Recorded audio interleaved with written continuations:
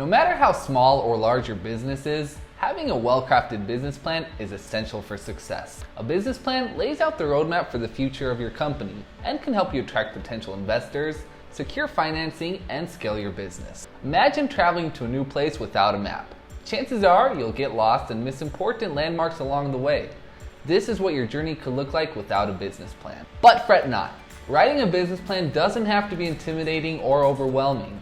In this comprehensive guide, we will walk you through the process of writing your very own business plan so you can start your business off on the right foot.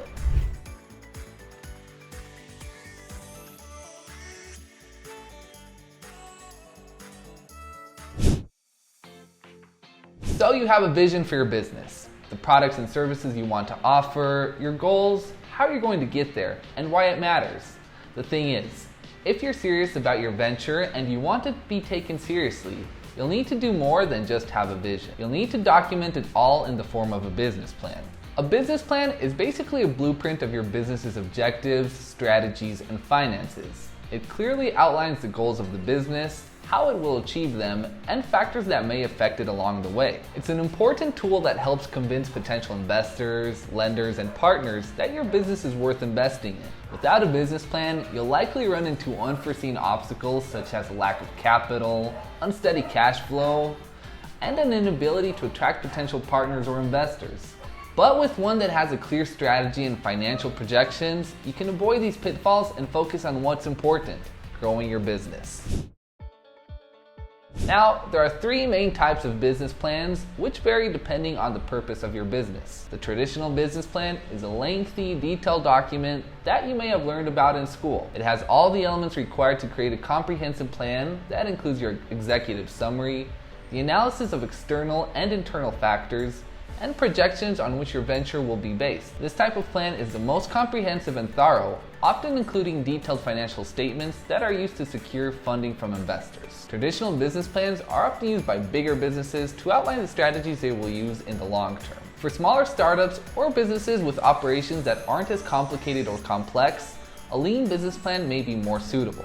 A lean business plan is much shorter than the traditional one.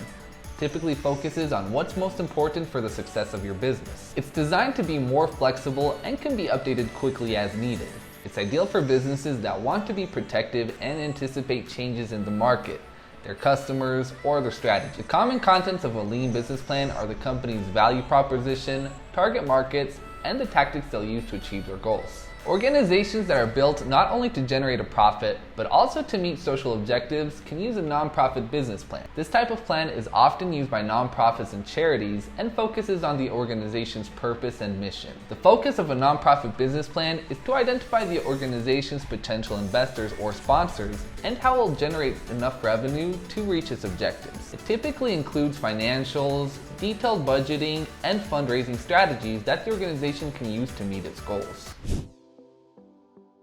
While you may only be planning to open a small online business, having a comprehensive business plan can save you from running into unexpected problems down the line. Here are some steps to help you create a traditional business plan that can be used for anything from small businesses to large corporations. Think of this as the abstract of a research paper. This section should explain the basics of your business, such as what it does, its mission and vision, legal structure, and key personnel. Your executive summary should highlight all the pertinent information that the potential investors should know about your business, especially the whys. Why are you in business? Why does your product or service stand out? And so on. This is where you provide more details about your business and the good or services it offers. The key here is to be specific, from the type of product you offer and their possible variations, to the selling points of your products and how you plan on positioning your brand in the market. For instance, if you'll be selling fitness and athleisure clothing, define what specific niche you'll be serving and how it will differ from the competition. An example could be selling affordable, sustainable apparel for the eco-conscious, active Gen Zs. Compared to the majority of existing athleisure and activewear brands, yours is more targeted toward the younger generation, who value the environmental impact of their clothing purchases while making sure they get the best value for their money. This is now your unique selling point. You can also detail your first product launch, the product specs and features, pricing tiers, and how you'll market it. There are 4 main types of legal structures for businesses that define how the management, ownership, and liability of the company is structured. Here's a quick overview of the 4. Sole proprietorship is basically a one-man team. The business is owned and run by one individual, who also holds all the liability in case of legal action is taken against the company. Most small businesses, especially in the e-commerce world, are set up as sole proprietorships. A general partnership is a business owned by 2 or more individuals. They share the liabilities and profits, but also bear the risks. Small to medium-sized businesses often opt for this structure, as it allows them to leverage their resources and expertise. LLC is a business structure that combines the flexibility of a partnership with the personal liability protection of a corporation. LLCs are formed by multiple individuals and offer limited liability to the owner, meaning their personal assets are protected from legal liability should issues arise. The corporation is a legal entity that offers extensive protection to its owners from personal liabilities. It also has its own set of rules and regulations, which must be followed. Corporations are usually chosen by large organizations and companies, as they allow ownership to be divided amongst many people and offer more protection from liability. Knowing your company's legal structure is important so that you know who's legally responsible for the business and to figure out the best way to manage the ins and outs of it. Now, if you have limited resources and you plan on starting small, maybe through online selling, then you should look into the first 2 options: sole proprietorship and general partnership. Your company's goals and objectives should be aligned with its mission and vision. These should include short-term, medium-term, and long-term goals. Short-term goals are specific tasks that should be accomplished over the span of the next few weeks or months. These could include setting up a website, creating marketing campaigns, getting the first customers on board, etc.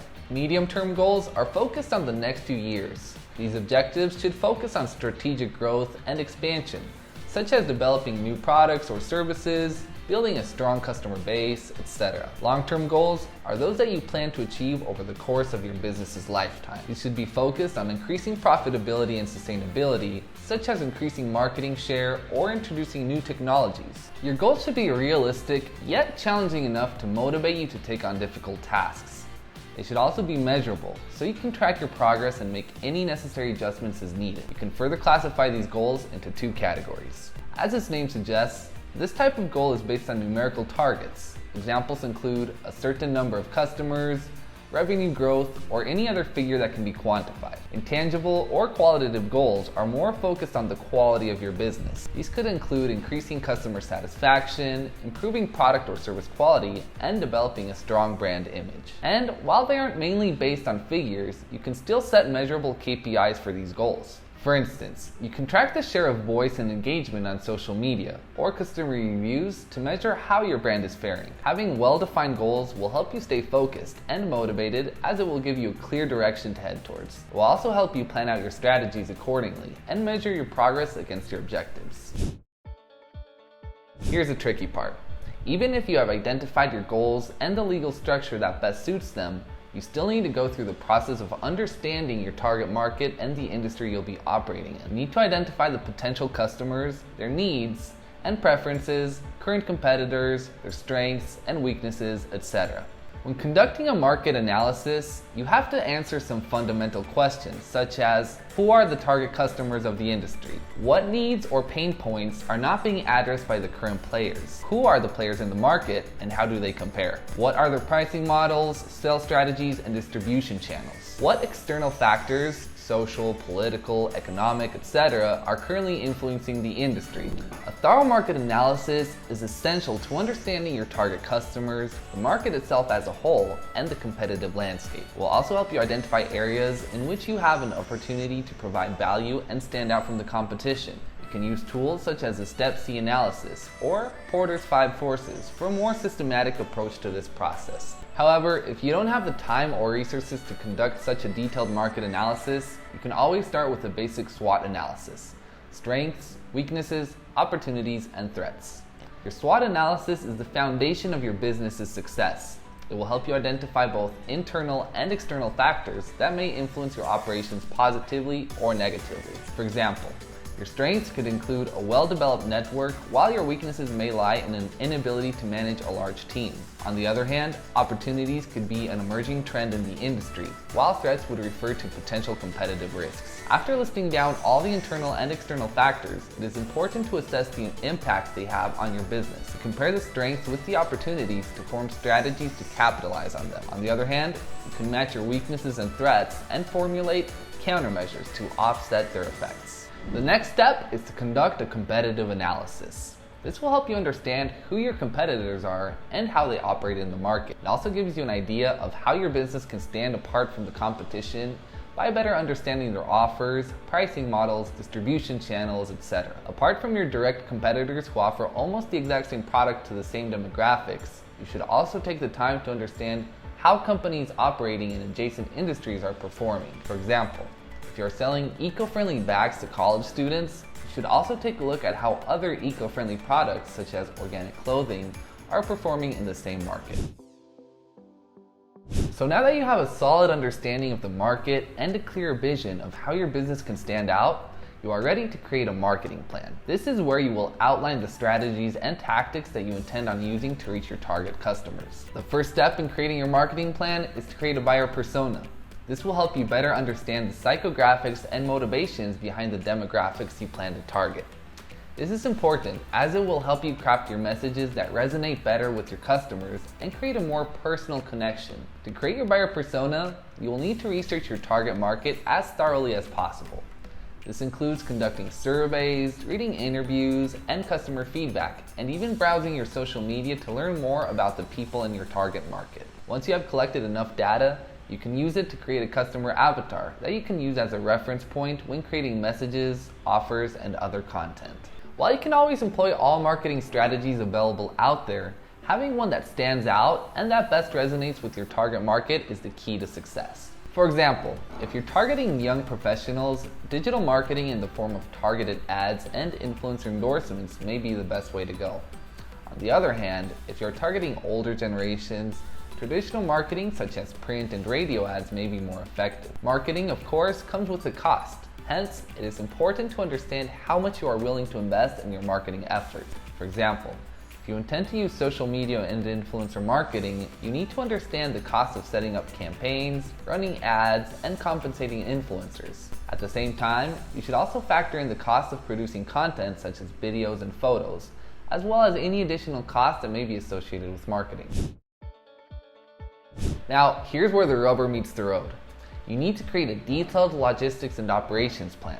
This will involve outlining all the steps in your business operations, from finding the suppliers, creating the actual product, fulfilling the orders, and shipping or distributing the orders to the customer. Creating an operations plan will help you ensure that you are well equipped to handle the demand for your products as your business grows. Some of the things you have to consider are your business facilities, from the warehouse to the office and everything in between. The staff you need to hire, from managers, sales reps, customers, service agents, etc. The machine and equipment you need to purchase. The suppliers and delivery services you'll be using. If you're just starting out, you do not need to have the budget and the safety net to shell out all of these items. Print on demand may be your best option. With POD, you can produce your products only after a customer has placed an order. This is a great way to reduce overhead costs, as you won't have to worry about inventory, storage, and other expenses associated with creating a product before you have even sold it. All you need is a reliable print-on-demand partner, like Awkward Styles, who can do all the heavy lifting for you. Once all your operation details are in place, you need to create a financial plan. This includes understanding your startup costs and setting up a budget for your marketing efforts. You will also need to familiarize yourself with the different financing options available for entrepreneurs, such as loans, grants, and crowdfunding. With this, you can make sure that you have everything covered in terms of your capital needs. Nowadays, there are financial management software like FreshBooks and Rike that can help you manage your finances and track all your business money-related transactions. Here are the answers to some of the most frequently asked questions. The length of your business plan would depend on the type of business you have. However, the standard for a traditional business plan is around 15 to 20 pages. This is long enough to cover all the important points without being too lengthy for the reader to lose interest. Any business, whether it is a startup or an established one, should have a business plan. This document serves as your roadmap to success and is essential to keep your business running. The format depends on the type of your business plan and who you're targeting. In general, the traditional ones include all the facets discussed above and are divided into sections. There are also lean business plans and even one-page business plans that focus on the most important elements of a plan. Now, when writing your business plan, make sure to avoid cliches and industry jargon. Make sure that you keep the language concise and use layman's terms so that your readers can understand it. Additionally, avoid including too many details, as this will make the document long and difficult to read.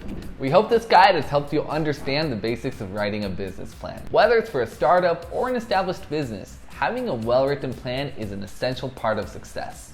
So, do your research, take your time, and use these tips as a reference to kickstart your venture. As always, thank you so much for watching this video, and have a great day. If you like this video, give it a thumbs up, and subscribe to our channel for more useful tips and guides to get you started selling with awkward styles. Is there something that we haven't covered yet? Let us know in the comments below. See you next time.